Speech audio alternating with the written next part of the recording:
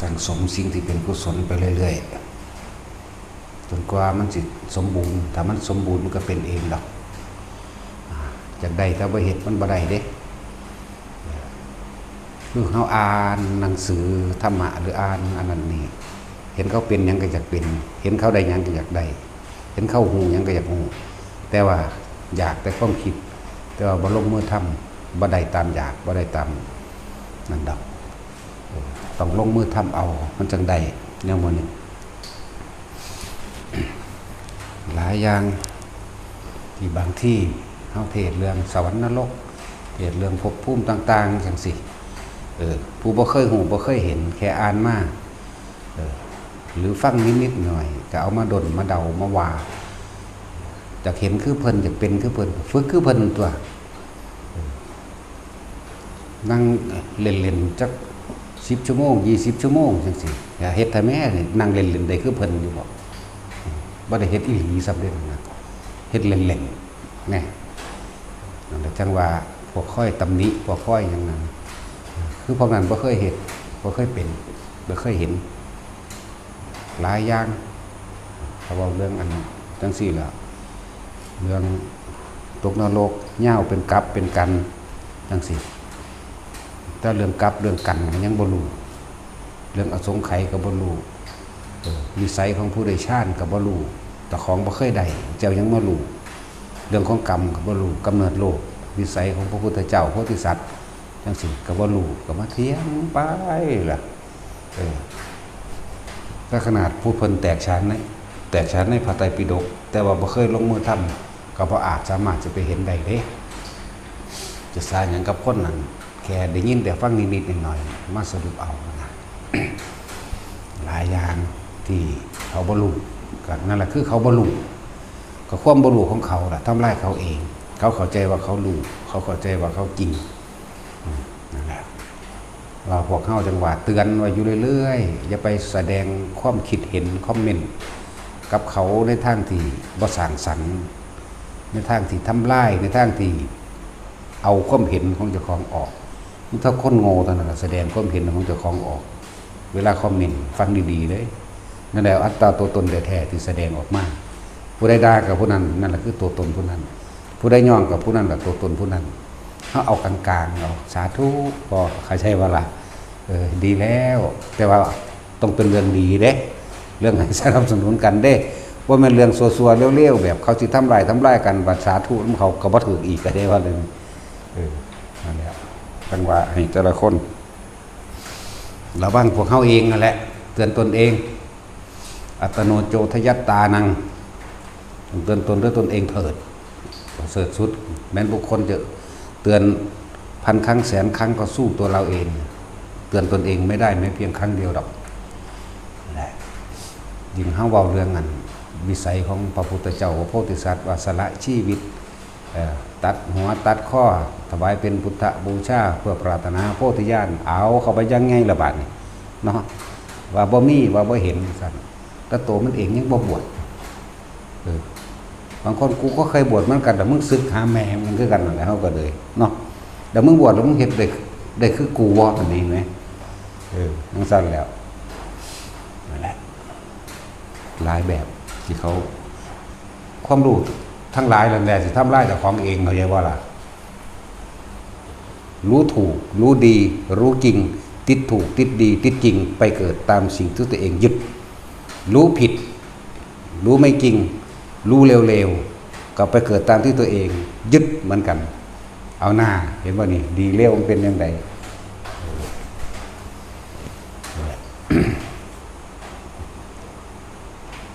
ไปเกิดในสวรรค์นั่นสิ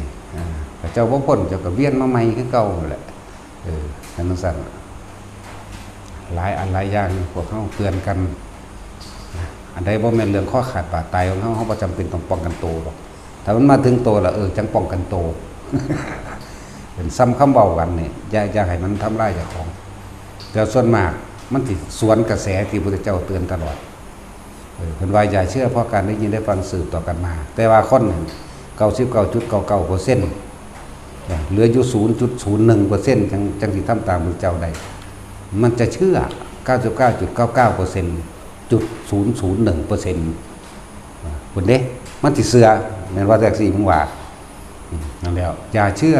กูจะเชื่อนี่มันจะเป็นสั่นเด้นั่นแหละ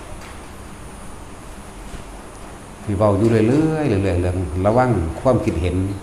เด้ออุปทาน4นี่คือตัวเดียวกันเห็นบ่ทิฏฐุปาทานเอาความเห็นของตนเองเป็นใหญ่เป็นที่ตั้งถูกเสมอเห็นบ่ล่ะจากการได้ยินได้ฟังได้รู้ได้เห็น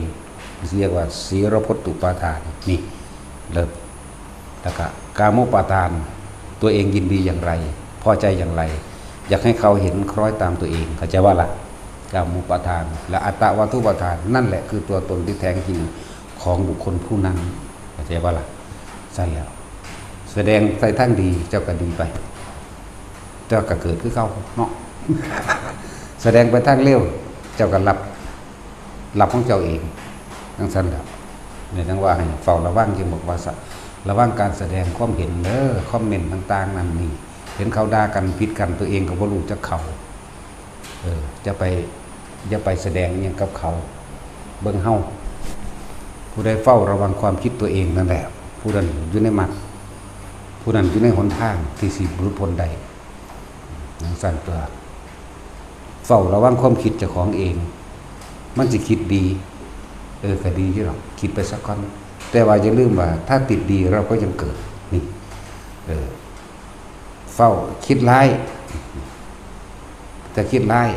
สังเกตอารมณ์ตัวเองบ่พอใจสูงวืดขึ้นทั้งที่บ่เคยรู้จักกันแค่เขียนพิมพ์ยังใส่กันสื่อเด้เนาะนั่นแหละยังสั้นเลยทั้งว่าแม้นเราจะยังห้ามความคิดไม่ได้เข้าใจบ่นี่ยังหยุดคิดไม่ได้แต่ว่านั่นก็เป็นหนทางอันหนึ่งที่จะไม่สร้างอกุศลกรรมให้เกิดขึ้นกูเฮ็ดบ่ได้กระเศร้ากูบ่แสดงหยังดอกก็แล้วตัวมันบ่ล่ะนั่นแหละฟ้องระวังความคิดเจ้าของพอเรื่องหลายอย่างในสมัยครั้งพุทธกาลจังซั่นคนตะกี้มีแต่คนที่บุญญาบารมีนั่นเต็มพร้อมหมดเด้จึงมาเกิดพร้อมพระพุทธเจ้ามันบ่ล่ะแล้วก็เป็นพวกอุปนิสัยเรียกว่าบุพเพสันนิวาสหรือที่เคยทำบุญรวมกันมาได้จังได้เกิดรวมกับเพิ่นนั่นบ่ล่ะเคยทำบุญทำสิ่งที่เป็นกุศลรวมเกิดกับเพิ่นเลยมีแต่คนมีบุญบางครั้งเฮาก็ได้ยินได้ฟังว่าสัตว์มันพูดได้เห็นบ่นั่นแล้วสัตว์มันพูดได้หรือเห็นเทวดาต่างๆได้เห็นพญานาคได้เห็นลุกขเทวดาภูมิเทวดาหรือว่าเอาไกลก็ได้นะวัง40-50 ปีย้อนบ่40ประมาณเอา40 ปีขึ้นหลังแล้วบางที่เฮาก็เห็นพวกคนในลับแลนั่นแหละคือภูมิเทวดาลุกขเทวดาที่อาศัยต้นไม้เป็นเครื่องหมายว่าตัวเองเป็นลุกขะจังซี่เฮาก็เห็นนะถ้าว่าจังซี่ตัวเองบ่เคยเห็นก็ว่าไปละบาดเนาะนั่นแหละยิ่งสิไปเว้าหยังกับคนที่เกิดสอนให้พุทธเจ้าหรือในเรื่องว่าพระพุทธเจ้าออกมาเนี่ยเพิ่นบ่ได้ออกทั้งหัวคือหมูเด้มันเอาตีนออกเด้มันว่าล่ะมันเอาตีนออกมาแล้วเพิ่นย่างได้7 ก้าวแล้วเพิ่นก็ก้าวอภิสัมมาวาจาอีกจังว่าซั่นนี่เราจะเป็นผู้เลิศในโลกนี่เห็นแล้วสั้นแล้วชาติอย่างละอายะมัญจิมาชาตินัตถิธานิปุณพโวติชาตินี้จะเป็นชาติสุดท้ายของเราแบบนี้เราจะไม่มีภพอีกทั้งสั้นแล้วเขาภิสวาจาคำอันใหญ่คำอันยิ่งใหญ่ทั้งสั้นแล้ว มันก็เถียงกันว่าบ่แม่นเป็นไปบ่ได้เนาะหลายแบบนี่แหละว่าถึงถ้าเฮาเห็นเหตุผลว่าเพิ่นเป็นคนมีบุญบารมีจังซี่ก็ว่าไปอีกแบบนึงเอาไปมากก็ว่ารู้ได้ยังไงเกิดทันเลยอีกอ้าวบัดเฮาว่าเอามึงแน่บ่มึงมานั่งสมาธิใส่กันกับกูบ่ต้องนั่งได้กูเว้าวาบๆนี่กูก็ได้เอาอีกแบบนึงแต่แงะใส่เฮาอีกแบบนึงได้บาดนี้เนาะอวดคุณวิเศษสันที่ไม่มีในตนไปอีกได้บาดนี้บ่มีกูสิเว้าบ่คนแม่มึงนี่ นั่นแล้วเสียนั่นเสียนี่ว่าเด้เนาะ บ่เคยฝึกบ่เคยหัดบ่เคยปฏิบัติหยังคือเขาตั้งแต่ผีก็ยังย่านอยู่สิมาเว้าเรื่องจังซี่เนาะไม่ภาษาอยู่ในห้องเหี่ยวนึง สิมากล้าเว้าเรื่องจังซี่กับเฮาอันว่าล่ะมันคันแล้วจังหวะหลายอย่างล้วนแล้วแต่เป็นไผแก่ตนเองเด้ไผอันตรายอันสูงสุดคือใจตัวเองเด้อไผก็ดีบ่แม่นผู้อื่นเลยบ่ซั่นสิว่าให้เฝ้าระวังความคิดตัวเองว่าได้ประโยชน์หยังเขาได้ประโยชน์หยังเฮาได้ประโยชน์หยังเด้ต้องเบิ่งดีๆเด้สมัยพุทธเจ้าเดิน79จังซี่ในตำราเพิ่นว่าพรหมหลับก่อนพรหมนี่ประคองไว้จังซี่นะเดินไป79ปึ๊บพอตะออกจากมือพรหมแล้วเทวดาก็ใส่ผ้าผู้สาธิตต่างๆมาเสร็จนำคำนำข้านั้นออกปุ๊บหมู่นั่งสนมนั่งนมทั้งหลายจึงออกไปรับเป็นสุดที่3ทั้งสั้นแล้วเราบอกในตำรามันก็มีอยู่แล้วเนาะมีอยู่แล้วไปบอกเรื่องเห็นจริงก็ระลึกขึ้นไปโอ้ยหายใจเดียวก็ได้ดอกสำนั้นเนาะแม่นบ่จังซี่มึงเฮ็ดได้บ่ถ้าว่าเฮ็ดได้มันก็ต้องว่าเฮ็ดบ่ได้เด้กูเฮ็ดเห็นอยู่ ทั้งสั้นแล้วหรือเรื่องสิยิ่งเรื่องอันเสื้อคักดอกนั่นเสื้อพวกกันต่างชาติต่างเชื้อที่ไปถ่ายรูปหรือว่าเขา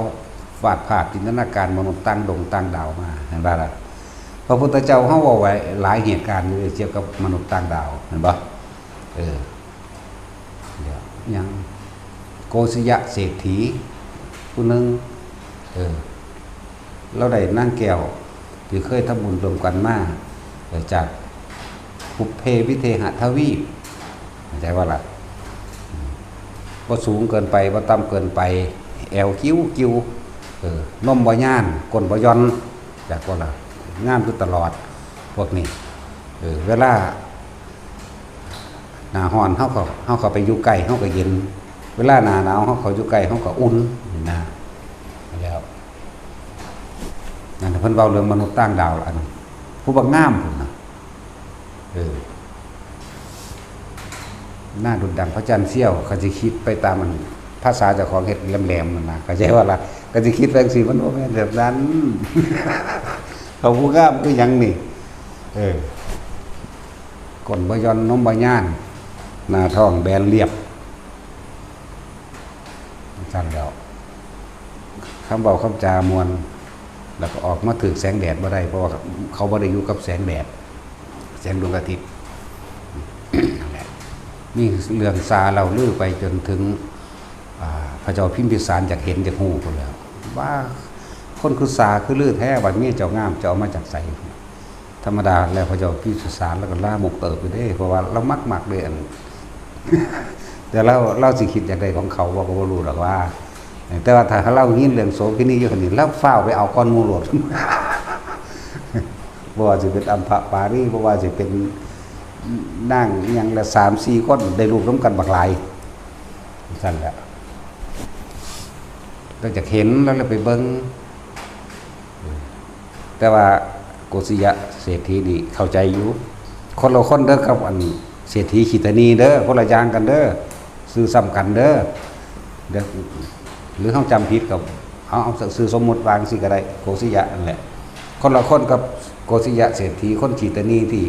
พระโมคคัลลามาไปโปรดเอาใช่ป่ะล่ะมันสิมีโกศยะโคสกะพร้อมมันเดี๋ยวมันสิมีอยู่มองเว้าไปนี่แหละเรื่องมนุษย์ต่างดาวมันเกิดขึ้นโดยบุญบารมีของเพิ่นเฮ็ดเองแต่บารมีของเพิ่นเต็มบอกว่าล่ะแทนที่เพิ่นสิเข้าสู่จักรพรรดิแต่ว่าบ่ถึงพอจักรพรรดิองค์นั้นที่อยู่อีกเมืองยังอีกนึงมาก่อนไอ้มหาชมพู่นั่นน่ะพญาชมพู่ปฏิเปอีกอยู่เมืองนึงน่ะเป็นบารมีถึงกว่าแต่ว่าพุทธเจ้าปราบแล้วก็บวชแล้วเป็นอรหันต์ใช่ว่าล่ะส่วนนางแก้วอย่างต่างๆก็อันตรธานไปนี่ก็เรื่องนึงเห็นบ่นี่เรื่องมนุษย์ต่างดาวแต่ว่านั้นมี4คนเด้ของอันมหาชมพู่ปฏิเปแล้วบวชแล้วก็อันตรธานไปบัดนี้เรื่องของโกศยะอันนี้ โกศิยะหรือโคสกะโกศิยะเนาะถึงของโกศิยะแล้วมีผู้เดียวมีผู้เดียวเป็นนำมาโดยบุญกรรมที่เคยสั่งรวมกันนำมาพร้อมกันมาพระเจ้าพิมพิสารอยากเห็นก็เลยพากันจัดสถานที่ต้อนรับอันนั้นนี่ก็เลยถามว่าท่านพี่คือจัดอย่างอลังการอะไรยิ่งใหญ่แท้มีผู้ใดที่ใหญ่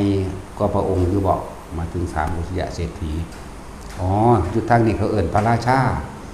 พระราชาเป็นจังไดวันยุคุณเขาเสมอกันเด็กอย่างก็ล่ะพระราชาเป็นจังไดพระราชาคือปกครองประเทศบำรุงสุขทุกข์หรือว่าบำบัดทุกข์บำรุงสุขให้แก่หมู่ประชาชนราษฎรแต่เพิ่นก็เลยบอกเมียเพิ่นว่าเข้าไปทางในก่อนไปอย่าออกมานะ มันสิมีเลสในหันแหละโอ้อยากได้เมียกูแล้วเนาะพวกหมายก็สิมีในหันแหละก็เลยเข้าไปเพิ่นก็ตั้งใจนี่บ่ได้ตั้งใจว่าสิมายึดสมบัติหรือลิบสมบัติหรือว่าสิมาหยังดอกเพียงเราตั้งใจว่าอยากมาเบิ่งคำสาคำลือว่าผู้หญิงผู้นี้คืองามนะตั้งใจนะเดี๋ยวเมื่อพระเจ้าพิมพิสารขึ้นมาหาก็เลี้ยวเบิ่งคุณเลี้ยวเบิ่งพี่ว่าเราบ่ได้มาเพื่อสิยึดทรัพย์สมบัติของท่านเราบ่ได้มาเพื่อสิตรวจสอบทรัพย์สมบัติของท่านเราบ่ได้มาเพื่อสิแต่ว่าเราได้ยินข่าวต่างๆสาลือนาหูเหลือเกินว่าท่านมีสีภรรยาเป็นคนงามขอชมแม้เสียงสักครั้งหนึ่งได้ไหมเป็นว่าจริงๆก็คือสิจากใดของเขาอยู่หรอกเนาะ แต่ว่าเขาเขียนปกปิดได้ซื่อก็เลยว่าทางนั้นก็เลยจัดสถานที่ให้ท่านก็เขาไปบอกเมียให้เธอนี่ถือผัดโบกให้นางยุตั้งขางและที่ต่ำกว่าเด้อแล้วก็ค่อยๆใส่ผัดแบบนี้แสดงให้กันเบิ่งพอถ้าพระเจ้าพิมพิสารนั่งที่บัลลังก์อันสูงแล้วนั่งก็ออกมาเห็นนะมันก็หอมมาหมดแล้วเนาะมันบ่ได้กินตัวเหม็นได้มันหอมไม่ได้พวกนี้หอมมาหอดก็เลยทำความเคารพล่ะยืนในนาทีสมควรทางนึงกับผัดพระราชาอยู่ตัวสูงกว่านั่นแหละเพิ่นก็สิเครื่องไปแน่เติบอยู่นั่นแหละแต่ว่าพอดีแสงแดดจากโลกมนุษย์มันเข้าตาเพิ่นก็เลยมีน้ำตาออกหมายถึงนั่งปุเพศวิเทหธานีมาแล้วนี่พระราชาก็เลยถามเราไม่ได้มายึดตัวเจ้าเราไม่ได้ยึดสมบัติของเจ้าเราไม่ได้มาทำลายอย่างเราไม่ได้มากนะหรือเข้าใจว่าพระราชาโหดร้ายเห็นผู้ใดได้ดีกว่าบ่ได้สิมายึดบ่แม่นแบบนั้นถ้านั้นเธอจงอย่าร้องไห้เลยนะฮะภูมิเนี่ยโกศิยะเศรษฐีก็เลยบอกเธอไม่ได้ร้องไห้เพราะกลัวพระราชานะเพราะว่าสมบัติทั้งหลายนี่ล้วนแล้วแต่เป็นของอันเป็นทิพย์บ่มีผู้ใดแย่งชิงไปได้เลยถ้าข้าพเจ้าไม่ยกให้ไม่มีใครนำไปได้นะเดี๋ยวได้เว้ากันฟังเพียงแต่ว่าอยากเห็นหน้าว่าหญิงอันนี้ที่ได้มาจากโลกอื่นมนุษย์ต่างดาวบอกเรื่องนั่นแหละเพียงแค่ว่าต้องการเห็นบัดนี้น้ำตาเล่าไหลออกหลายโพดก็เลยว่าได้เห็นแล้วเป็นที่ประจักษ์ตาแล้วมาแค่ว่าพิสูจน์ขอเชิญเธอนะกลับไปในที่ของเธอซะนะเราแสบตาเรื่องสั่นของเขามันจะเป็นอากาศพอดีเข้าใจบ่ยุโรปนั่นทั้ง3โลกนั่นอากาศของเขาสิบ่มีร้อนมีหนาวมีพอดีแต่สิบอกง่ายๆว่าอบอุ่นเสมอแค่ว่าหลักอบอุ่นตลอดอมรโคยนาทวีอบอุ่นอุตระกุรุทวีมันนี่แต่ปุเพเวหะทวีมันอากาศของเขาสิพอดีเบิดทุกอย่างเกิดแล้วไม่แก่ไม่เจ็บไม่ป่วยแต่ตายเข้าใจว่านี่พวกนั้นอายุ200 ปี400 ปีและ800 ปีเมื่อถึงเวลาหอดสิมือสิตายก็รู้ว่าตายก็นอนโลดจะมีความเสียใจร้องไห้คิดถึงกันหรือไม่มีนั่นแล้วพระพุทธเจ้าก็เลยบอกความเป็นเทศแต่ว่าไปแสดงกายให้เห็นให้มันเป็นติดทั้งรูปนะว่ารูปราคะให้เกิดความยินดีหรือสงสัย ในรูปเพื่อให้ทั้งหลายแล้วลงมาเกิดในโลกมนุษย์มันจึงสิมีหนทางพ้นทุกข์นั่นแหละเพิ่นก็ไปอยู่หลังจากนั้นไปแล้วก็คือว่าแหละผู้นี้เพิ่นก็ได้ยินธรรมของพระพุทธเจ้าแต่ว่าต้องการที่จะฟังธรรมเมื่อต้องการฟังธรรม ของพระพุทธเจ้าแล้วก็พาไปฟังธรรมนั่นแหละเพิ่นก็ไปเข้าเฝ้าพระพุทธเจ้าเขาก็ฟังธรรมแล้วเพิ่นก็บรรลุธรรมแต่ว่านั่งอันนั้นไปใส่นั่งอันผู้วิเทหทวีปแล้วก็ถูกเทวดานำกลับขึ้นใช่ก็เรียกว่าหายทรัพย์สมบัติต่างๆตลอดทั้งเวียงว่างอันนั้นก็หายออกเลยหายไปต่อหน้าต่อตาอะไรเป็นทั้งสั้นนี่คือเบาเรื่องมนุษย์ต่างดาวที่พระพุทธเจ้าเฮาเว้ามา 2,000 กว่าปีแล้ววิทยาศาสตร์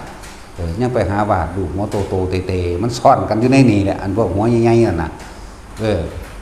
เข้าใจว่าล่ะซ่อนเล่นกันในนี่แหละตัวจริงเขาเจ้ามันงามเขาเจ้ามันมีแนวอีกอย่างนึงทางเป็นจากย่านใหญ่มากนี่อันนั้นเป็นเครื่องเขาเรียกอย่างแปลงกายหรือที่มันเคลือบนะเคลือบเฮ็ดให้กายเป็นป้องกันไอแดดไอฝุ่นไอร้อนไอหนาวของโลกเข้าใจว่าล่ะเขาสามารถที่เฮ็ดให้มันเป็นแบบนั้นได้แปลงกายได้จังซี่ล่ะสิเว้าตะกี้เขาเดินทางโดยย่าน16 ชั่วโมงก็ฮอดแต่ว่าพวกเฮานี่ถ้าได้ล้านปีก็บ่ฮอดไม่มีทางความโลภเฮ็ดไม่บ่ถึงดอกของเขาใส่จิตขับเคลื่อนแต่ว่าเชื้อเพลิงมีอยู่เป็นเชื้อเพลิงอันโลกเขามันบ่มีที่มันจะเอาเชื้อเพลิงหยังไปมันจังสิเร็วปานนั้น16 ชั่วโมงฮอดเด้ตัวนั้น16 ชั่วโมงฮอดตัวนี้สิ18 ชั่วโมงจังฮอดตัวปุเพย่านเขาก็ล่ำใหญ่ปานศาลาเฮาพุ่นเด้ล่ะบ่ได้น้อยเด้ของคนเขาก็เป็นคนสูงคนใหญ่แต่ว่าเขาย่อย่นได้เหมือนเขามีแนวเคลือบกายให้ล่างได้เหมือนหายโตแต่ว่ามันล่างก็คือได้มีแผ่นที่เคลือบกายเหมือนหายโตได้แต่เวลาเขาสิออกมาทางฟ้ามันเป็นตัวเคลือบตัวย่านเห็นอยู่เขาสิมีสารอันนึงเคลือบให้เป็นเหมือนท้องฟ้าแต่ว่าเขาก็อยู่หั่นใจว่านี่เวลามันหุบปุ๊บเข้าจังซี่เมื่อก็เหลือแต่ท้องฟ้าตั้งแต่เขาก็อยู่หั่นมันเป็นสารที่เคลือบออกนะต้องซื้อวางได้เราไปถามเขาไหมครับ แต่ว่ามันบ่มีในโลกเด้อมันบ่มีในโลกหรอกอีกเรื่องนึงสำหรับคนตื่นเต้นเรื่องมนุษย์ต่างดาวพากันมาเว้าเดาพวกนั้นพวกนี้นะพุทธเจ้าเว้ามา 2,000 กว่าปีแต่บ่เชื่อเนาะพุ่นไปเชื่อพวกหาก็เกิดเมื่อวาน บางพวกตุกปุกติกปิกนั่นมันอยู่ในโลกนี่มันเคลือบกันอยู่ในโลกเลื่อมกันอยู่ในนี่คือเขาเอาเรื่องโลกคู่ขนานภาษาเขาก็ถูกเพราะงั้นว่าบ่ถูกนะโลกคู่ขนานแฝงกันอยู่ในนี่แล้วก็ทั้งสั้นล่ะแล้วอีกผู้หนึ่งที่ว่าของพระเจ้าชมพูที่เป็น4 พุ่นนั่นบ่ล่ะแล้วก็มาบวชแล้วก็บรรลุธรรมแล้วทั้งหลายเหล่านั้นก็หายไปแล้วก็อีกผู้หนึ่งนะที่ต่อมาอีกของอีกผู้หนึ่งนั่นอันนี้มาจากอุตรกุรุทวีปออกมาจากอุตรกุรุทวีปผิวสวยพวกนี้แต่มาเมืองนั้นก็สวยคือกันนั่นแหละไม่ขาวไม่ดำไม่ต่ำไม่สูงพอดีมาจากประเทศนั้นปุเพวิเทหะทวีปโลกอันนั้นก็ดีแต่มาจากเนี่ยออกสีชมพูเข้าใจปะผิวเขาสิคือปากเล็กน้อยนี่แหมริมฝีปากเล็กน้อยนี่แหมมันว่าเป็นตะนิ่มว่าซั่นเนาะเฮ้ยกูสิถือแมงเบิดมือแล้วณตัดสินเฮางามเลยซั่นมันนิ่มบ่ นิ่มคือถ้าเทียบแล้วคือผิวนิ่มของเทวดาสันจาตุมกับสันดาวดึงนิ่มแบบนั้นหมดแล้วคงจักปานนั้นกูเด้อันนั้นก็ของเศรษฐีอีกผู้หนึ่งเห็นบ่ที่อาชาศัตรูอยากได้ของเขาอะไรบ่อยากได้กับแบบเดียวกันนี่แหละใครจากถ้ำทาไปเบิ้งนั่นน่ะผู้หญิงมี2 คนในผู้บักงามเล่นกันเลยได้จาก อมรโคจรทวีปกับอันอย่างละอุตรกุรุทวีป2 คนนั่งข้างซ้ายข้างขวาเลยนั่นแหละอาจารย์ศัตรูเห็นเขาได้ดีมันโคตรอิจฉาอยู่แล้วเนาะมันเป็นบ้าอยู่แล้วนะสั้นแล้วแต่ว่าอยากไปลบอยากไปล้อมเอาเฮ็ดตั้งได้กระสู่เขาบ่ได้จังก็ล่ะคือมันคล้ายๆกันกับพระเจ้าจักรพรรดิพุ่นเด้แต่ว่าล่องลงพระเจ้าจักรพรรดิมาอีกล่องลงมาทรัพย์สมบัติอันใดก็สร้างที่เขาบ่ให้ก็บ่ได้เลยถึงขนาดอยู่ต่อหน้าต่อตาพระพุทธเจ้าพร้อมบอกว่าแหวนวงเนี่ยถ้ามาลงอันนี้ถ้าข้าพระเจ้าไม่ให้แม้ท่านจะดึงไปก็ไม่ได้เอาลองดึงดูดึงย้อนแล้วบ่ได้บ่หรือแม้กระทั่งว่าพระขันที่วางพระขันแก้วที่วางอย่างนี้นะข้าพเจ้าจักไม่ให้ท่านยกขึ้นท่านก็ยกไม่ขึ้นคนนี้มากูลองเบิ่งกันหน้ากันกองจองอยู่หั่นแล้วบ่ได้จักอย่างเลยสั่นแหละทรัพย์สมบัติทั้งหลายเหล่านี้โจรพระราชาน้ำตลอดทั้งไฟหรืออันตรายใดๆไม่อาจสามารถมีบุคคลผู้ใดมาทำให้เสื่อมสลายหรือยึดเอาไปได้นอกจากตัวของข้าพเจ้าเองเพราะมันมาคู่กับบุญบารมีที่สร้างสั่นแล้วแต่ว่าเราก็ฟังธรรมพระพุทธเจ้านี่พูดถึง2 คนแล้วนี่แม่นบ่เนี่ยพูดถึงมนุษย์ต่างดาว 2-3 โลก4 โลกละไป3 โลกโลกที่4นี่พวกเฮานี่แหละนี่โลกที่4ก็คือพวกเฮานี่คือจังพวกเฮาว่าเอามาขามป้อมมันแม่นประขามประจำทวีปโลกเฮาได้จักบ่มันอยู่คนละทวีปพระพุทธเจ้าเอามาเป็นพยานยืนยันว่านี่ผลไม้ประจำทวีปเขานี่นะของยังดอกขามป้อมประเภทวิเทหทวีปนั่นแหละบักสมหม้อมื้อนี้ของอุตรกุรุทวีปแล้วก็มาก็ยังดอกบ่แซ่บเป็นดอกหมากหลังดำนั่นแหละมาของอุตระส่วนของโลกของหมักยังรู้จักวะของโลกเฮานี่เขาก็เคยมาหาเฮาดอกเขาของเฮาไปปลูกพุ่นคือกันหมักวาหมักวาว่ามันหมักหวดขาเด้แต่ที่มันจะบอกหวดขาบ่ที่ตาลุ่นตาสินโอ้โหหมักหวดขาหมักวาต้นหมักวาใหญ่เฮานี่หมักวากินหมากแซ่บนั่นแหละพูดถึงว่าบางคนถ้าว่าบ่เห็นบ่เสือเนาะบ่เห็นบ่เสือก็แสดงว่ามึงเกิดมานี่มึงบ่เห็นปูมึงก็แสดงว่าบ่เสือว่ามีปูตัวเนาะแต่พอมึงจะเกิดมาจากไสสันเห็นบ่นั่นแล้วบ่เสือแต่บ่เห็นก็เอามึงตัวขัดงานเอาเนาะแสดงว่าพอมึงเกิดมาเอาเองบ่ต่อใหม่บ่นอใหม่บ่เนาะมันก็ต้องมีอย่างสั่นก็คือว่าเขาเชื่อพระพุทธเจ้าว่ามีจริงนะจังเสร็จแล้วไล่เข้าไปนี่ไล่พระตะเฮ้านี่เบิ่งเฮ้าตอนนี้เนาะพระสงฆ์รุ่นนี้สืบมาจากไสก็สืบมาจากรุ่นเก่ารุ่นหลวงตาบัวรุ่นหลวงปู่มั่นไล่ไปหุ่นจนว่าฮอดพระอัญญาโกณทัญญะจนว่าฮอดพระพุทธเจ้าของเฮามันเป็นของพิสูจน์ได้ไหมมันบ่ซั่นเพราะซั่นสิว่ารู้ตามความเป็นจริงบ่อันพวกพิสูจน์บ่ได้ก็คนละอย่างกันนั่นแหละจังซั่นแหละแต่ว่าเรื่องมนุษย์ต่างดาวมันมีมาก่อนนั้นบุญบารมีตัวเองสร้างไว้ถึงมันก็เห็นเองมันก็ได้เองแต่คนที่บ่เคยเกิดเป็นพระเจ้าจักรพรรดิอยู่นี่บ่มีจักคนเด้บ่มีจักคนคนที่บ่เคยเกิดเป็นผู้ชายอยู่นี่ก็บ่มีอีกผู้หญิงหรอกเฮาเคยเกิดเป็นทั้งผู้หญิงทั้งผู้ชายมาทุกคนเลยเด้แต่ขึ้นอยู่กับการกระทำกรรมอันเป็นอกุศลเฮ็ดจำแนกแจกเจ้าของเองเจ้าของเฮ็ดเองจังมาเป็นผู้หญิงเจ้าของเฮ็ดเองล่ะจังไปเป็นผู้ชายมื้อนี้แหละจังสิเป็นพวกเถยยะมั่งจังสิเป็นพวกนั่นแหละจังสิเป็นนั่นกระเทยมั่งจังสิกะกรรมเจ้าของเฮ็ดเองเด้ล่ะก็คือพาโน่นเลยเป็นผู้หญิงอยู่เท่าใด7 ชาติเป็นกระเทยอยู่อีก7นั่นว่าซั่นทั้งซั่นตัวก็เพิ่นเป็นคนเจ้าชู้หาปั๊มข่มขืนแต่ผู้อื่นไว้มันบ่ล่ะบัดมาเป็นผู้หญิงเบิ่งรู้บาดนี่ เออคนที่เขา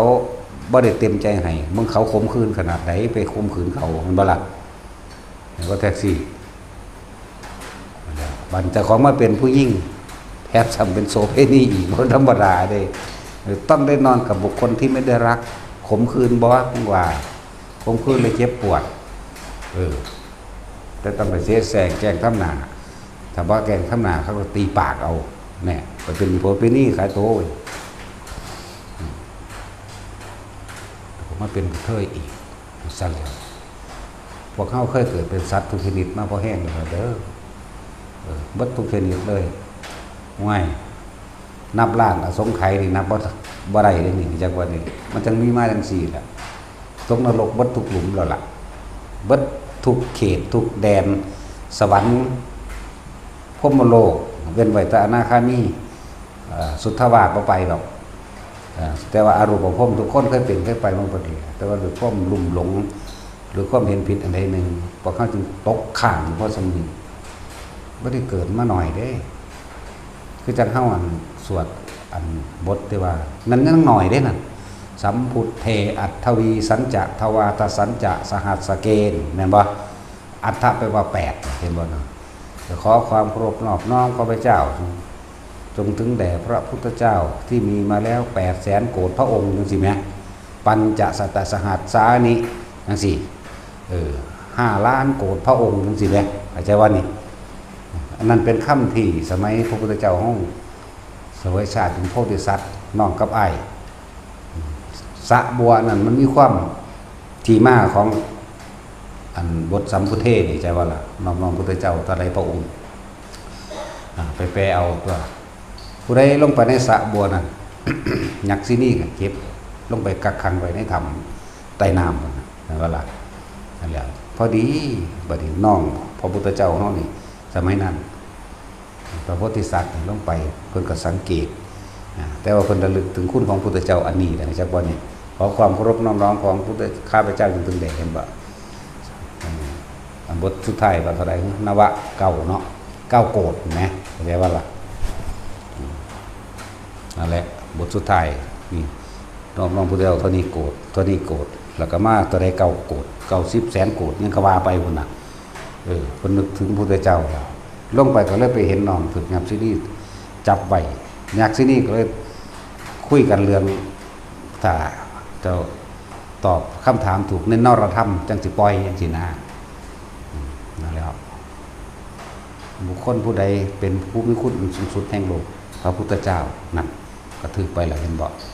ทำอันใดเหตุให้เป็นเทวดาใดฮิริโอตตัปปะชื่อว่าเป็นบุคคลผู้มีศีลนั่น2ไปแล้วเห็นบ่ล่ะ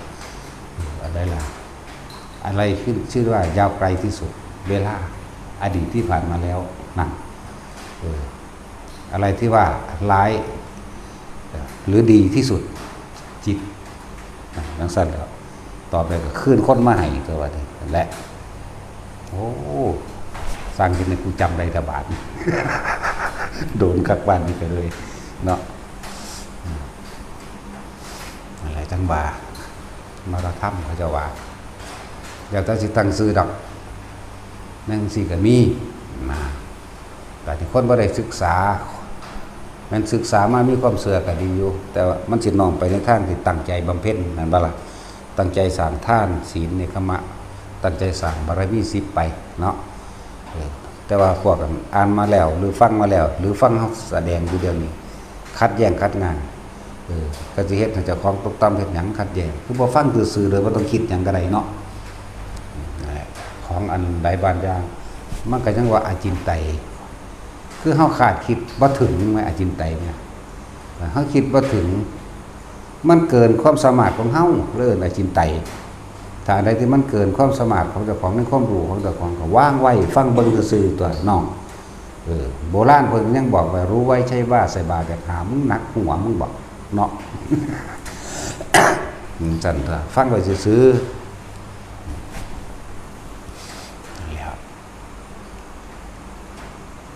ของที่สิ่งลึกลับจังสิคือเขาเถียงกันเรื่องหลักการวิญญาณอย่างนั้นวิญญาณอย่างนี้ผีไม่มีผีในสัมสัพพุทธเจ้าเรียกพูดเรียกอย่างโอ้ยจะเถียงกันไปอย่างเนาะ สั่นละหลายอันซับในภูมิภาคต่างๆอันใดมันเข้าใจง่ายก็คุยกันไปตัวบ่ล่ะถ้าว่าผีกับผีไปเห็นบ่สั่นภูมิภาคนี่ประเทศนี้เอิ้นผีกับผีตัวนั่นบ่สั่นพวกนั้นเอิ้นโกรธก็ยังโกรธคือว่าผีคือกันสั่นเนาะจากว่าตัดสินโกรธไปว่าหยังผีเด้ สกูม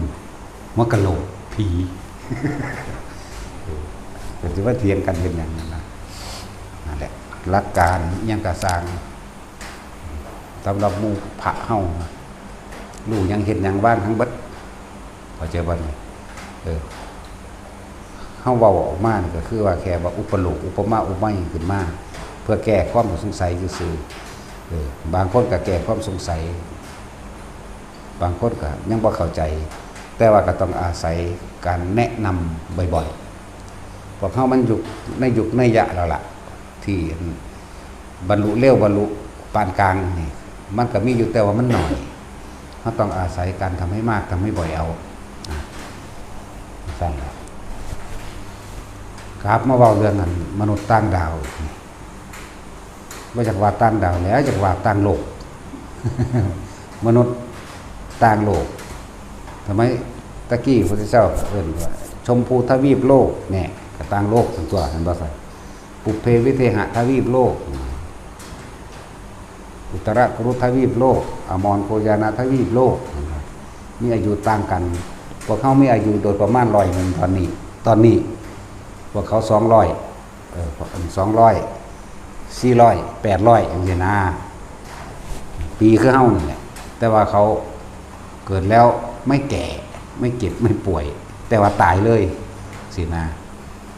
พระพุทธเจ้าเฮาก็ไปตอนที่เสด็จไปดาวดึงส์อันนี้พอมีในตำราแน่อันอื่นๆเพิ่นก็ไปอยู่แล้วล่ะแต่ว่ามันอาจจะบ่มีในตำรานะบางที่เพิ่นก็อีกอันนึงถ้าว่าเพิ่นไปตอนไปทรมานพวกชดิน3พี่น้องนั่นบ่ล่ะอย่างหลังสุละกัสสปะ3พี่น้องนะหน้าที่กัสสปะขยากัสสปะนี่นะกัสสปะ3พี่น้องนะตอนน้ำท่วมเพิ่นก็คักเห็นบ่ทำทามาถามเพิ่นว่าท่านได้อาหารจากที่ใดมากันนะโอ้ไปบิณฑบาตที่อุตรกุรุทวีปโลกนี่ผลไม้ประจำทวีปนี่แต่ทั้ง4แล้วเพิ่นก็เว้าเรื่องมนุษย์ต่างโลกนี่ก็เว้ามานานแล้วคือพวกเฮาว่าต่างดาวเนาะเนี่ยก็ทั้ง4เว้ามานานแล้วเด้ล่ะก็เอาให้เบิ่งเพิ่นก็ให้เอาต้องชิมดูสิก็เอาไปกินอยู่เด้โหคือเก่งแถวยอมรับไปได้ที่จริงแต่ว่าโดยมานะดิติอย่างนั้นก็ไม่เป็นอรหันต์เหมือนเราว่าซั่นนั่นแหละพวกบาอรหันต์ไม่ใช่ว่าเราฟังดีๆถึงขนาดนั้นก็ไม่ใช่ยังไม่เป็นอรหันต์เหมือนเรามือไม่อีกเพิ่นก็ไปบินอีกหม้องนึงนี่ผลไม้ประจำทวีปโลกเอาให้อีกเอาอีกคือกันทั้งสั้นแล้วถึงขนาดนั้นก็ไม่เป็นอรหันต์เหมือนเราเพิ่นไปบินตบาตอยู่3โลกหมดเลยทั้งสั้นแล้วผลไม้บาก็ของโลกเฮานั่นแหละทั้งสั้นแล้วผลไม้บักหลังดำเดี๋ยวนี้มันดับไปแล้วเนาะยังบ่ตัดสิน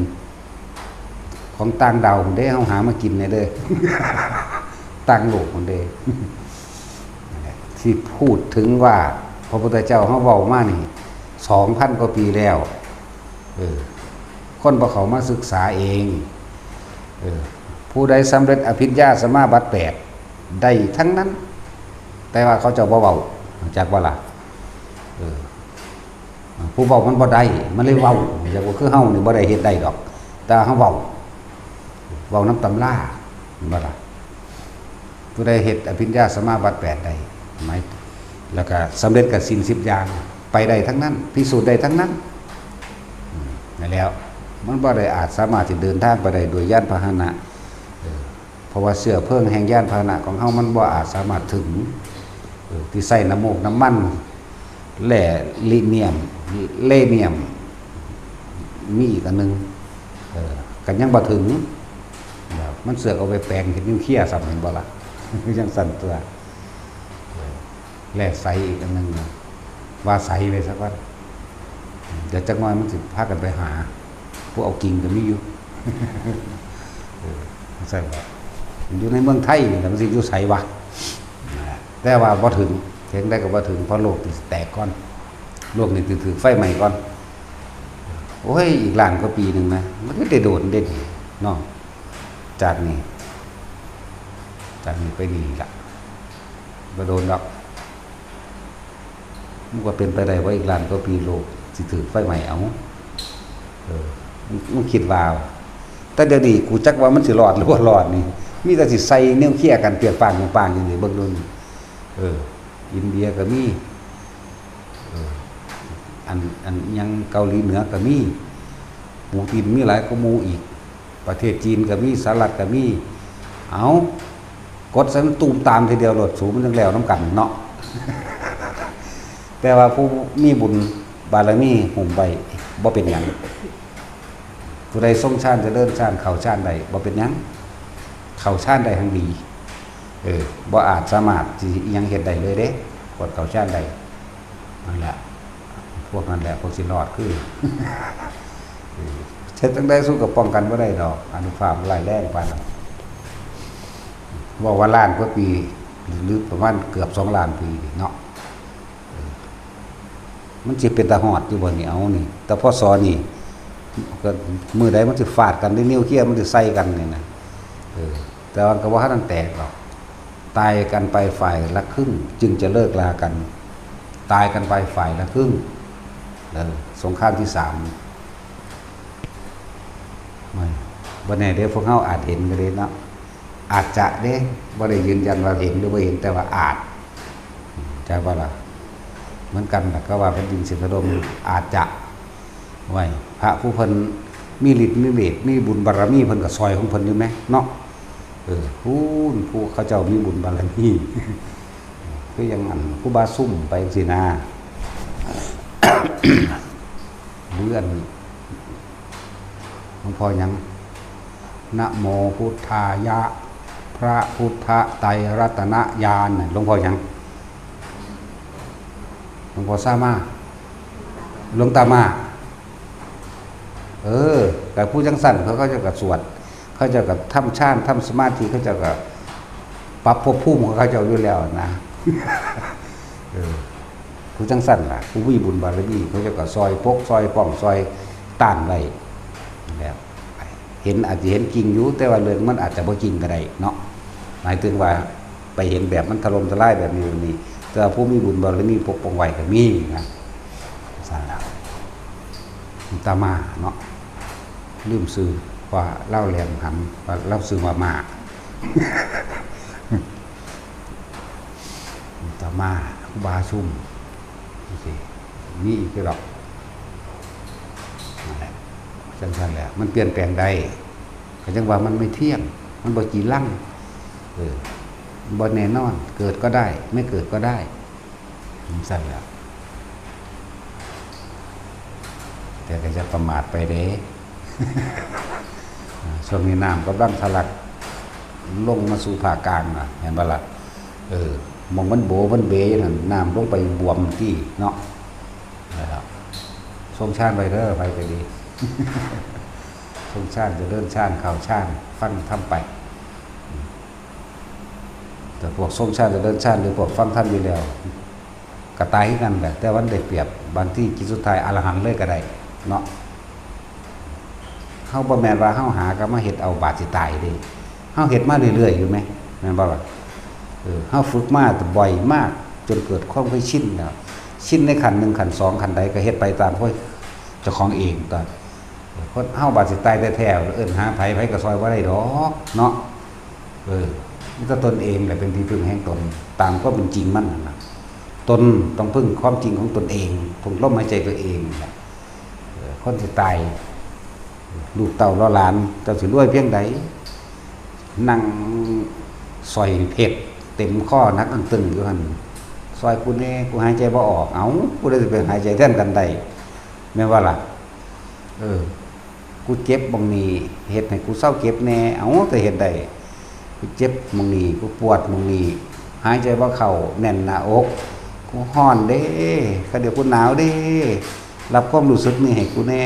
ได้บ่บ่มีทางนี่คือความจริง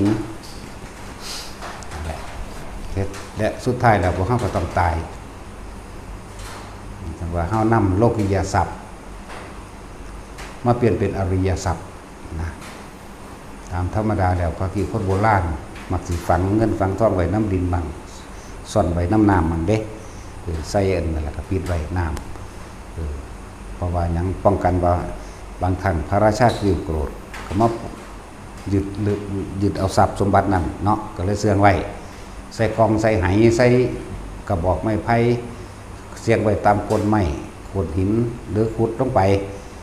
หรือบางที่ก็เอาที่ดันห่อย่างดีก็ซ่อนไว้ในน้ำบลักแต่ทั้งหลายแล้วนั้นมูนักหลักไปก็มีญาติเจ้าของเองหลักไปก็มีเคลื่อนที่เองก็มีเห็นไหมล่ะเทวดาเอาไปก็มีนั่นแหละหลายแบบแต่ว่าคนที่มีกุศลหรือปัญญาอันชาญฉลาดเขาเจ้าบ่ได้ฝังดินไว้แบบนั้นฝังดินไว้คือให้ท่านกับมูญาจกวริภกขอท่านตลอดสัมปณะ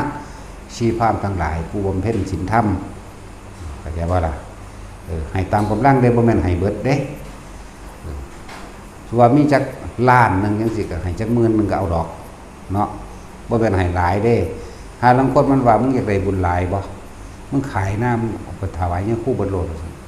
เห็นได้บ่ล่ะพวกบ่มีสแตกปัญญาหยังนั่นเว้าจังได๋จังสิสะใจพวกจังซี่เนาะโอ้ยโง่หลายมึงก็เฮ็ดเอาโลดแม่นบ่ล่ะมี100นึงเฮาก็ทานบาทเดียวมันบ่สัตว์คือเฮารับทุกคนอยู่นี่แหละผู้ละบาทเด้อบ่ได้ไปว่าเอาของไผหลายเด้อล่ะมันจังบ่เสียดายบ่เสียดายแต่ก็จะไปขอจะเอาเงินบาทไปแลกเงินล้านหลายจังซี่นะก็บอกจังซี่อยู่ฝึกหัดเสียสละออกทีละหน่อยละหน่อยละหน่อยตัว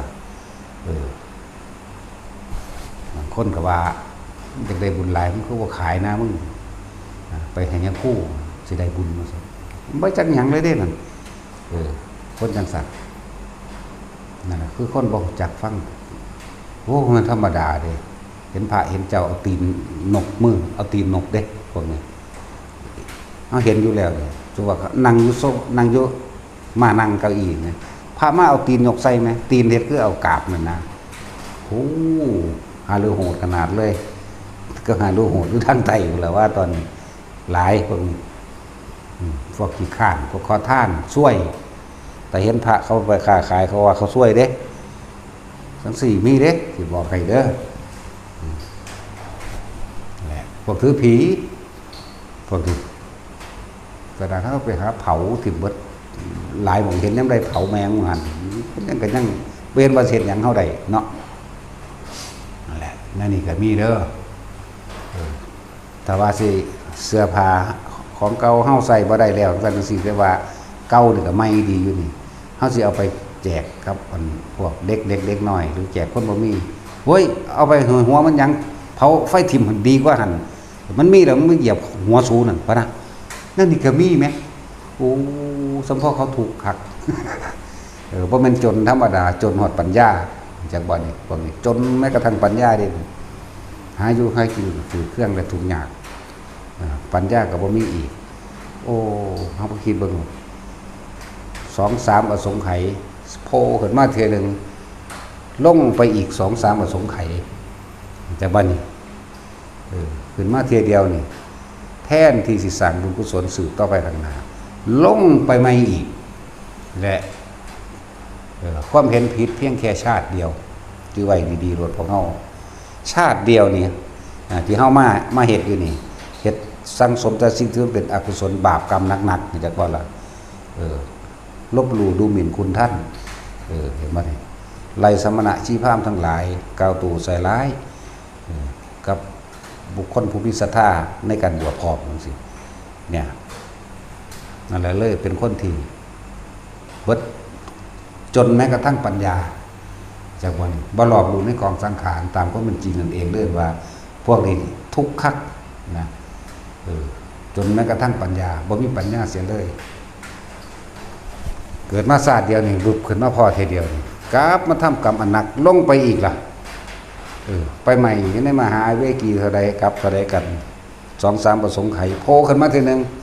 ลงไปอีกล่ะนั่นสิไหมนั่นแหละที่บอกว่าคนที่ล่ำที่รวย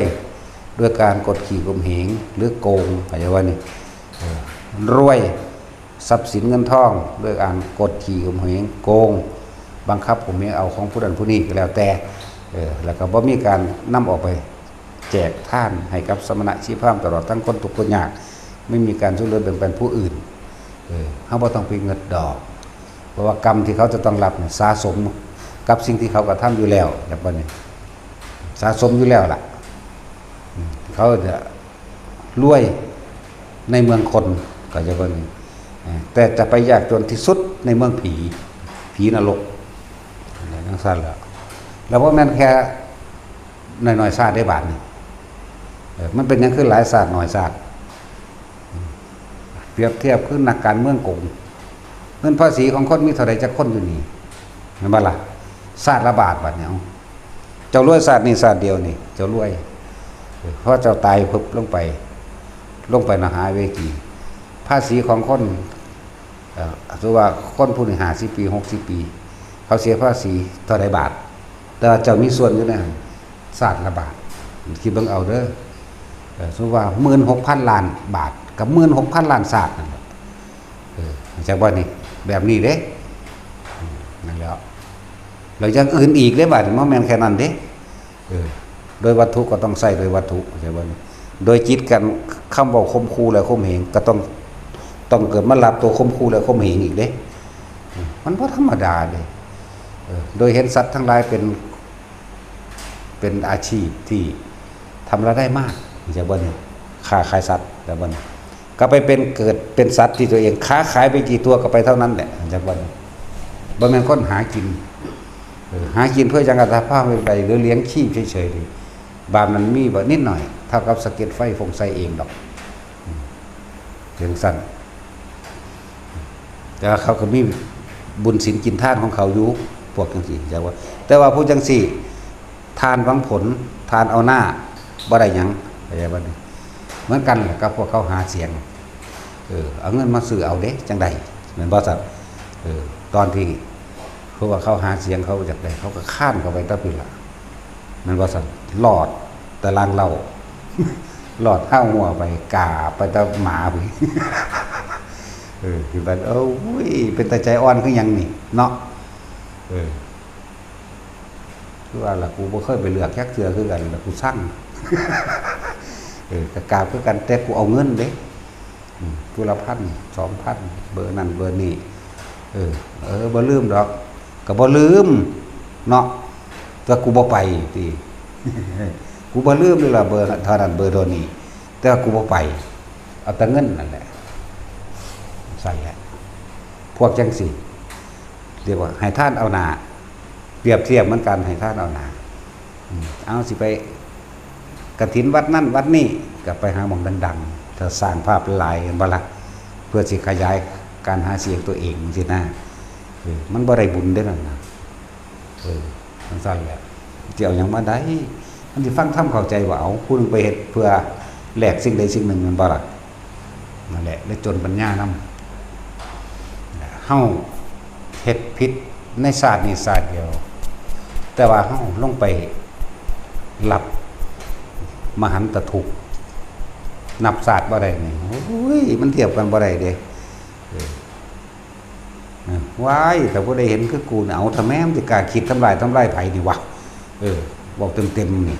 เนาะแท็กซี่เขาผู้ใดไปเห็นแบบนี้รู้แบบนี้นะโอ้ยมันบ่กล้าเฮ็ดเด้แล้วบ่กล้าคิดทำลายไผเลยเด้มีแต่คิดสิซอยอย่างเดียวบางทีไปเห็นมันสะอึกสะอื้นบ่หาแต่ไปเห็นแม้กระทั่งว่าในนรกมหาเวกีแบบนั้นล่ะนี่เห็นเมืองกาซาเห็นฮามาสเข้าสู่กันนี่มันบ่มันสะอื้นทั้งในใจเด้มันไห้เด้จากใจมันไห้เอาเองโอ้มันขนาดนี้บ่มันขนาดนี้บ่คนเด้มันบ่มีแนวสิเว้ามันสะอึกสะอื้นแล้วก็ลองระลึกเบิ่งมัน ปื๊ดไปเรื่อยๆโอ้บางพวกก็เคยไล่พระปัจเจกเคยกล่าวตูสลายพระพุทธเจ้าองค์นั้นเมื่อถ้าได้โกรธล้านพระพุทธเจ้าแล้วล่ะนี่เศษมันด้วยเขาหลับนี่เห็นบ่นี่เขาโผล่มาเทนึงนี่คิดว่าเขาสิไปสวรรค์ได้อยู่บ่นี่ที่พวกเขาเห็นเขาสงครามกันนี่ไหมมุนเบิดเนาะมุนอุ้ยปุ้ยเห็นบ่ล่ะทั้งสั้นแล้วโอ้ยมุนกักขนาดนั้นเมืองดีๆเมืองงามๆอะไรเวลารับกรรมเป็นสั้นสิไปโทษไผเจ้าของเหตุเองเบิดนั่นเวลาก็นี่แหละคือแนวเขาบ่เชื่อเขาจะเอาตะปลายเหตุหน่อยนี่สิ่งหากินกูรวยกว่ามึงนี่กูต้องขาเอานี่เท่านี้นึงเด้เขาว่าอาจสามารถนั่นแหละแต่เวลาท่านแต่ผลท่านเขาก็ได้กินยุ่งสัตว์ที่แหลกนั่นว่าละมันก็เบิดไปได้นั่นมันบ่มีอานิสงส์เขาขอแล้วเนี่ยขอแหลกนั่นแหลกนี่ไปแล้วเนี่ยมันเลยฟังธรรมบ่เข้าใจมันเลยบ่อาจสามารถอิสระความเห็นแก่ตัวเองได้เพราะเขาเฮ็ดเนี่ยเฮ็ดแบบเห็นแก่ตัวท่านอย่างเปรตท่านเหมือนเห็นท่านด้วยความเห็นแก่ตัวเห็นบ่สั่นเอาของน้อยไปแลกของมากเด้อเอาเงิน100ไปแลกเงินล้านคือพวกเขาเฮ็ดอยู่เดี๋ยวนี้เนาะใส่ซอง100เดียวนึงเว้ยอยากคือแจ็คพอต180ล้านให้ลูกเต้าแล้วหลานอยู่ดีมีสุขความเจ็บอย่าได้ความไข้อย่ามีไปทางใดให้บุญรักษาเทวดาคุ้มครองซั่นแล้วบังบิดอยู่แง่นอยู่ส้นตายซ้ำนี่ตะกูสิถีบที่แนวนั้นล่ะอยู่ไปกับทำลายผู้อื่นซื่อสงเคราะห์ด้วยการทำให้มันตายเนาะเฮาได้บุญเด้สั่นแหละมันจะบ่ไปทำลายผู้อื่นหลายคนมันสั่นตัวมีอยู่ได้สัตว์ละติขาเอาบุญเฮาก็ขาเอาบุญเหมือนกันตัวเนาะบ่ขาสัตว์ขาคนเลวนั่นแหละจังว่าพวกเฮาสำนึกสำเนียกพยายามคิดแต่สิ่งที่มันเป็นบุญคือความสงบในภายในใจตัวเองเป็นกุศลคือหนทางออกจากทุกข์นั่นแหละเขาว่ากุศลก็ดีสละความเลวออกนะกุศะนี่แปลว่าหยาฆ่าคนโบราณตะกี้ก็เจ้าเทียบว่าเวลาเขาย่างไปเหยียบน้ำหยาฆ่ามันเจ็บบ่เลิ่นว่ากุศะเลิ่นน่ะกุศลาบัดนี้ยังสั้นแหละคิดไปเนี่ยมันดีซะแนวมันบ่กลับมาทิ่มแท่งตัวเองคิดแต่แนวที่มันเป็นบุญคิดแล้วก็สงบดีสบายใจดีนะพูดแต่สิ่งที่มันแค่ข้ามเกิดความสงบเหมือนกันนะกระทำสิ่งใดก็บ่เป็นไปโดยความเบียดเบียนทำลายให้ผู้ใดเสียชีวิตทรัพย์สินก็มันก็เกิดจากจิตยังเป็นศูนย์รวมสรรพสิ่งจิตเด้ล่ะนั่นแหละยังจึงสื่อว่าไกลที่สุดไหว้กูว่าผมหันนึงบักคานี่ก็เลยเวลาที่ผ่านมาแล้วขนาดพระพุทธเจ้าเพิ่นฮู้ดอกเพิ่นระลึกขึ้นหลังสุดบ่เป็นเพิ่นเศร้าเห็นบ่ล่ะเพิ่นระลึกอดีตนี่เอาโอ้ยสุดบ่เป็นเศร้าจังซั่นแล้วจังซั่นแล้วว่าซั่นที่ว่าสิซื้อประสงค์ใครแล้วมีอีกบ่มีโอ้ยเศร้าดีกว่าจังซี่นะพอดีองค์นี้ระลึก80ประสงค์ใครมีอีกบ่มีโอ้ยเศร้าองค์นี้180ประสงค์ใครระลึกไปหวายมันบ่มีหม่องจบเด้นี่เลิ่นว่าเวลาที่ผ่านมาแล้วสิ่งที่ล่วงมาแล้วเนี่ยยาวไกลที่สุดเนาะอีหยังไกลที่สุดบัดนี้ความตายเนาะแม่นบ่ล่ะบางคนยังประมาทได้ว่ากูบ่ตายง่ายหรอกเนาะ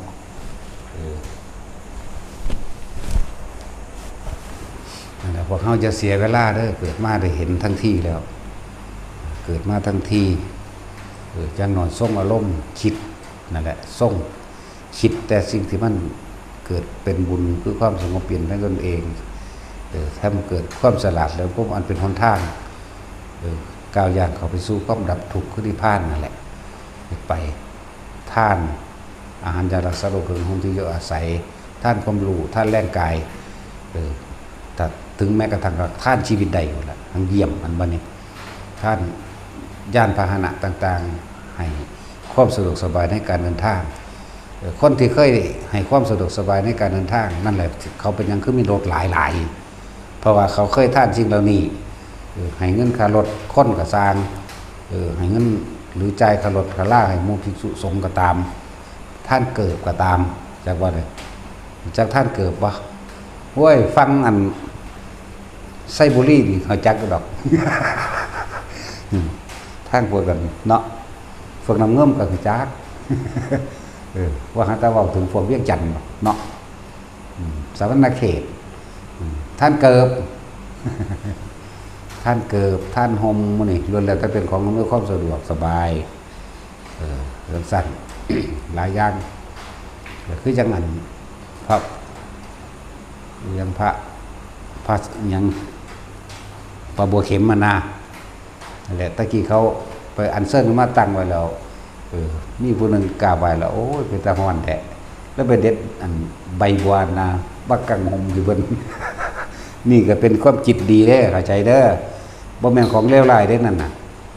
เหมือนกันกับเฮาเอาดอกไม้ไปเพื่อเป็นสัญลักษณ์เครื่องบูชากับพระพุทธเจ้าเด้ถ้าพระพุทธเจ้ามีชีวิตอยู่เขาก็ถวายดอกบัวดอกไม้แหละเห็นบ่ซั่นเพิ่นคือบ่ดาเนาะก็เป็นไปตามลำดับตัวค่อยๆเป็นไปตัวถวายดอกไม้ต่างๆเครื่องรูปไล้ของหอมอย่าบ่ล่ะถวายน้ำถวายข้าวมันแม่นเบิดตัวไล่ไปที่บางที่ก็ถวายรองเท้านั่นแหละผู้เขาสิมีญาณพาหนะ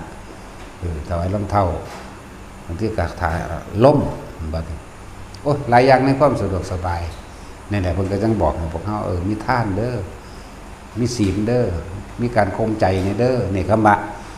เฮาบ่ได้แปลคือหมู่เด้แปลย่านคนบ่เข้าใจว่าคนสมมุติมันปึกเขาเจ้าตะกี้เขาเจ้าแปลนี่คำว่าแปลว่าจังไดแล้วแนวแปลข่มใจให้เห็นโทษของคำว่ารูปลดกินเสียงเด้นี่คำว่าเฮาแปลแบบนี้เด้อคนตะกี้เขาเจ้าฉลาดเขาเจ้าเลยแปลได้หน่อยคนซึ่งนี่โคตรโง่กันเลยล่ะ ถ้าฉลาดมาเกิดหาตายยังกันนะเนาะตาสินเกิดหาตายอย่างตัวตายแล้วว่าได้เกิดปณิพพานเริ่มไข่อยู่ดีเนาะแต่สิไปยุวศาสตร์ไปก็เห็นได้เด้ว่ามันประยักหนาไปเป็นขีกระปอมเด้เห็นมันได้ทานศีลในกรรมะปัญญาคือความประหูในกองสังขารในสิ่งทั้งหลายทั้งปวงที่ตามความเป็นจริงว่าสิ่งใดเกิดกับสิ่งนั้นดับกิริยะมีความเพียรประกอบโดยจิตของเจ้าของเองเป็นต้นขันติอดเอาทนเอาจากโลกธรรม8จากหลายๆอย่างนั่นแหละที่สัจจะเป็นผู้ถือความจริงเป็นไงความจริงเป็นไงบ่ว่าสิเว้าบ่ว่าสิทำหรือว่าสิคุยเรื่องใดก็สร้างมีแต่ความจริงเป็นไงอธิษฐานตั้งใจมุ่งมั่นสู่จุดหมายเดียวชาตินี้จักเป็นชาติสุดท้ายของกูโลดแต่ว่าล่ะตัวเมตตารักตนเสมอผู้อื่นรักผู้อื่นเสมอด้วยตนเห็นผู้อื่นเป็นดุจดั่งแขนขาอวัยวะของตนแต่เฮาเป็นจังซี่ในความรู้สึกแห่งความรักและความเมตตาเข้าถึงจิตวิญญาณของความรักไว้แท้ๆมันก็เกิดกลายเป็นความเมตตามันสิบ่อยากทำลายไผมันมีก็อยากให้คนไปนิพพานเด้เฮาเห็นเฮาฮู้เกิดแบบนี้ตายแบบนี้ไปแบบนี้นะถ้าเฮาเฮ็ดได้ที่โอ้ยตีนกวาดขึ้นเบิดจักว่านี่มันหลายเด้อตั้งใจตีนนำ ตีนทั้งมือล่ะสิกวาดขึ้นจักว่าทั้งเฮ็ดอยู่จังซี่นะทั้งตีนทั้งมือกวาดขึ้นนิพพานสูบ่ต้องบำเพ็ญก็ได้กูเฮ็ดเอาเองก็ได้แต่กูเฮ็ดได้นะแต่นี่มันเฮ็ดบ่ได้ที่เนาะแต่เฮ็ดได้เฮาบ่ฮอดปีดอกพระพุทธเจ้าองค์ตัดเท่าใดปุ๊บเฮ็ดให้แล้วเด้อ หลายแบบหลายอย่างเพื่อนตำราพระโพธิสัตว์พวกมหายานพระกสิติคันธโพธิ์ทองถ้าสัตว์ทั้งหลายไม่เข้านิพพานหมดเราก็จะไม่เข้านิพพานจ้างก็บ่ได้เข้า บ่มีทางเฮ็ดจังไดมันสิบ่ได้ไปเข้านั่นมันเป็นนวนิยายแล้วเขียนส่งเสริมยกยู่กันบ่เป็นความจริงหลายเนาะแล้วพระกสิติกับพระอีหยังละอีกองค์นึงเพิ่นคุยกัน ในตำราของเมืองกีนเสถียรโพธินั่นก็เอามาเว้าอยู่เด้ซั่นเนาะพระยังอีกเนาะอีกมึงมี2 องค์เขียนมั่วไปเบิดเอาโลดมีฮอดเจ้าแม่กวนอิมมาเฮ็ดแปลงเพศให้ภาษาลีบุตรเป็นผู้หญิงว่าซั่นโอ้ยหนังจีน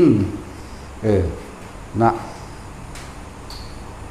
เจ้ายุทธภพต้องยกให้หนังจีนไม่ว่าตาสินดีดพิ้นกริ้งกริ้งกริ้งโอ้ยแสงออกว่าบาบขี่รถที่มาข้อขาดปุดไปป๊าดโตจังได้กระสู่อเมริกาว่าได้นั่นมันเป็นเจ้าจักรวาลคนเป็นเจ้าแห่งจักรวาลอวกาศเป็นเจ้าแห่งอวกาศเนาะเจ้าอวกาศเจ้าแห่งอวกาศเขากว้างกว่าบัดนี้เจ้ามาคาดตะคุ้มที่ดินดีกุ้งกริ้งกุ้งกริ้งอยู่นี่ต่อยเงาต่อยตึงขี่มาทั้งนั้นขาดหมดแล้วหยุดทะยายหยุดโอ้ยนั่นแหละบัดนี้มาทั้งธรรมะก็เลยมีบักหลายเอาโลดลืมชื่ออีกละอีกผู้หนึ่งอ่านแล้วโอ้ยมันเป็นตาฟาดถิ่มมันโมแมนว่ะคือกันแล้วก็พระถังเสียนจางเพิ่นไปกับมาเทามาตัวนั้นมันไปเกิดที่พุ่นมันเกิดที่พุ่นเกิดที่อินเดียพุ่นจากว่าล่ะเกิดที่พุ่นน่าลันท่าพุ่นละแล้วก็มันก็เลยติดแม่มันมาใหญ่อยู่พี่หลวงพ่อเสียนจางนี่ก็เลยมาตัวนี้จนเฒ่าพอแห้งแล้วจังได้มาหน่อยตัวนี้ไม่มาตัวนี้ผ้าขึ้นไปได้จังไปได้ไปน้ำมานี่เด้ไป2 คนกับมานั่นแหละบ่มีอิหยังแห่งเกียร์โปยไก่สัวเก่งบ่มีบ่มีปีศาจแมงมุมบ่มีโปยไก่บ่มีแห่งเกียร์จังซั่นแหละมันแต่งยังก็มาปนหมั่วไปเบิดบ่มีกวนอิมมีแต่ครีมเห็นป่ะสัตว์เขาเช่าผลิตเลยเด่นเนาะครีมกวนอิมไหมมันบ่ค่อยมีคนซื้อทั้งตัวเขาเช่าผลิตแล้วนะแล้วมันบ่เป็นความจริงหลายอันหลายอย่างเขาเจ้าแต่งมาแต่ไม่พากันไปเฮ็ดเอาจังซั่นซื่อถือใบไผ่ใบหลิว10โอ้เก่งคือหยังตัวมันบ่แม่นนำมันก็เลยทางคนก็สิเอาเหตุผลที่ฟังหลวงปู่ฤาษีมาขัดงานเฮาเด้เนาะเป็นกุศโลบายเพิ่นซื่อๆเพิ่นบ่อยากขัดไผเพิ่นบ่อยากขัดใจไผเนาะบ่คือเฮาเด้แหละแต่หีแม่มันสิเชื่อว่าเชื่อเด้ขัดบ่ขัดก็สร้างเด้จะไปฆ่าหลักการอีหยังหั่นมันก็คือบ่ถิ่มเบิดโลดเนาะนั่นล่ะไว้พวกเฮาบอกมาทั้งเบิดนี่อย่าเสียเวลาเด้ศาสตร์เดียวพอดันลงไปในนรกอีกเป็นล้านๆศาสตร์มาเป็นปีเท่าไรล้านศาสตร์เพราะฉะนั้นเพิ่นสิว่านับเป็นกับเป็นกรรมแล้วก็จนว่ามันนับบ่ได้หลายก็เลยว่าเป็นอสงไขยอสงไขยแปลว่านับบ่ได้เด้จักบ่ล่ะไม่อาจสามารถนับได้ประมาณค่าหรือจำนวนได้หรือเอิ้นว่าอสงไขย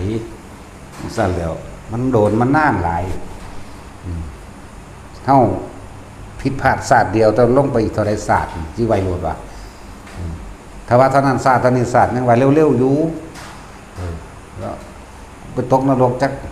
ล้านศาสตร์กูยังว่าเร็วอยู่เด้อันนี้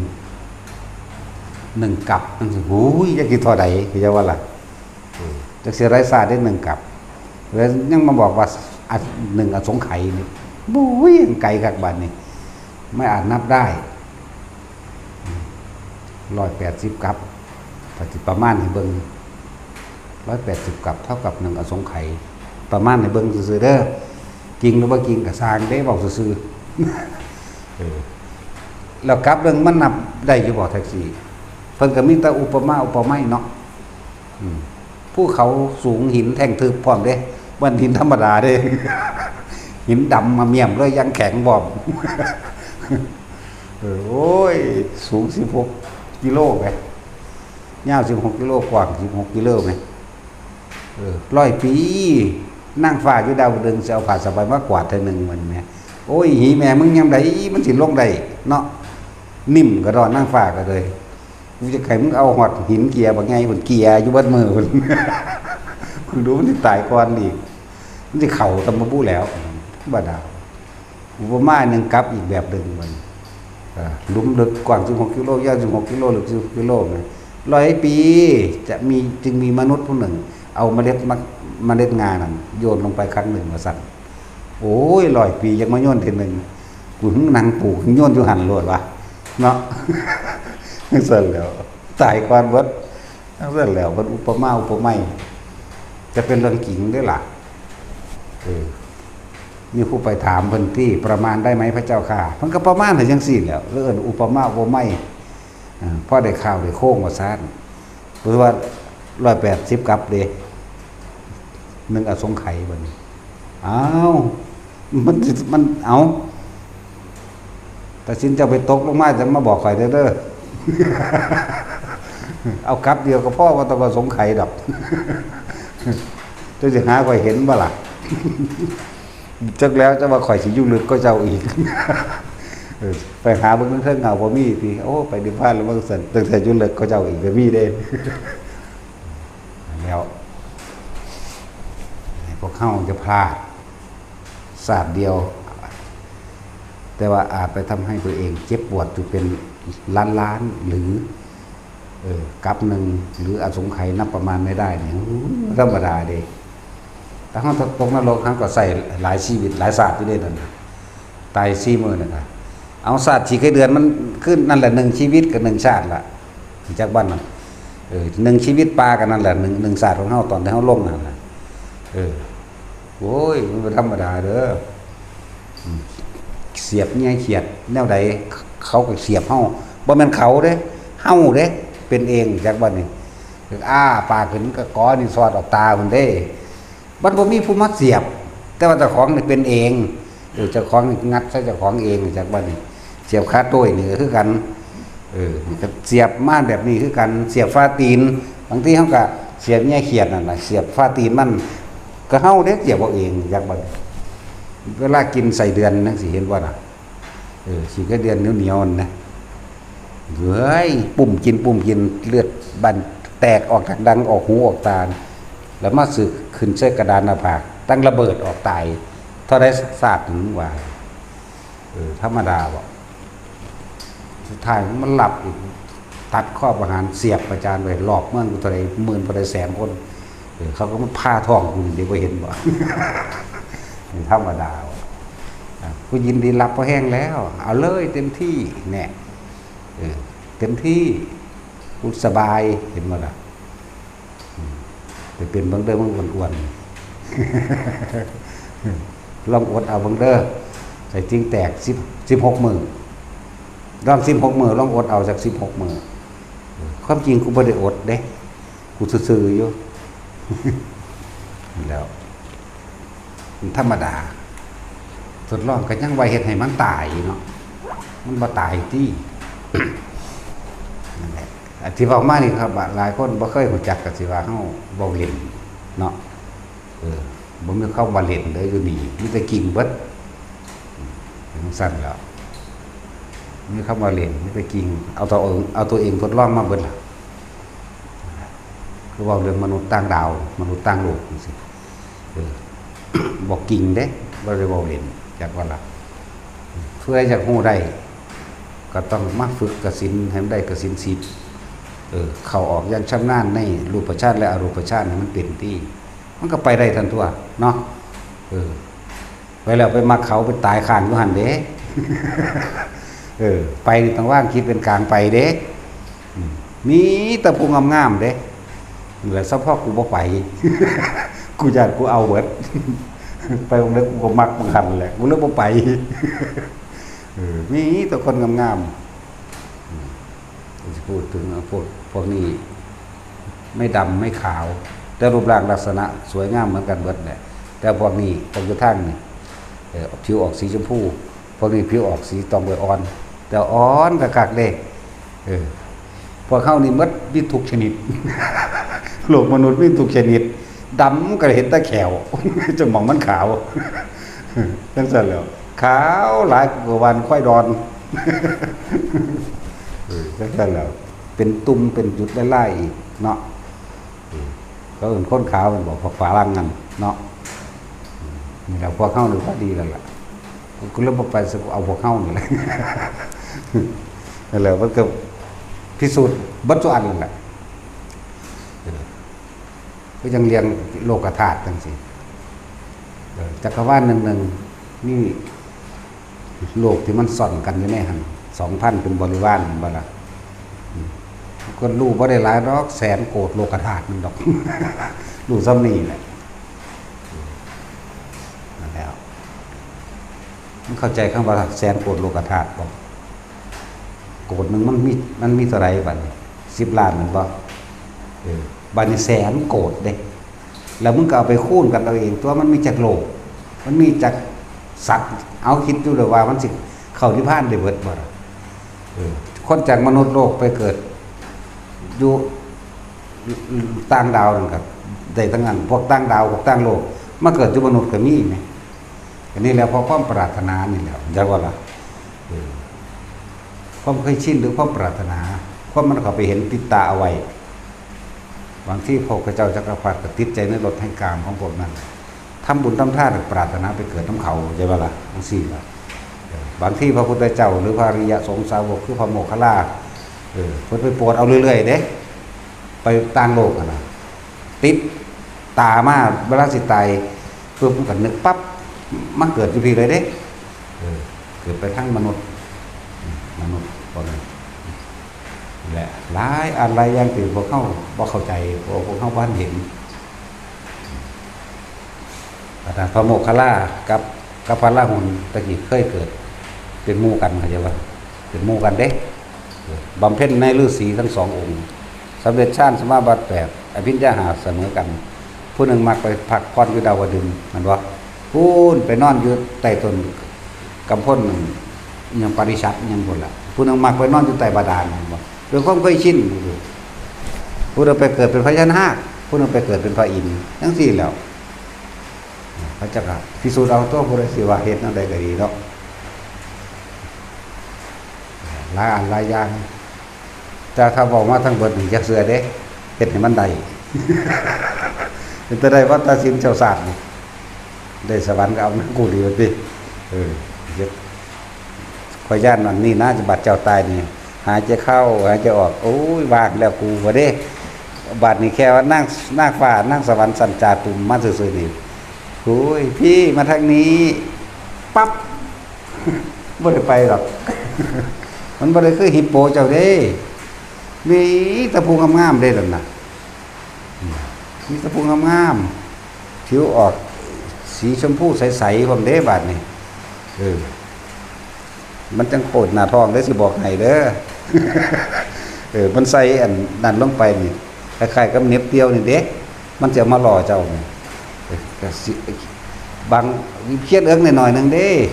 พอดีเจ้าคิดมากนั่นแหละพอดีอันเจ้ามักแต่ว่าไม่มักแบบนี้หรือพอดีคิดมากเด้เขาว่ามักได้แบบคิดมากเนาะใจหีมาลดหน้าลดได้ข่อยก็ว่าเอาเรื่องนั้นเป็นการคิดสั่นแล้วต่างกันนะเอาสมาธิ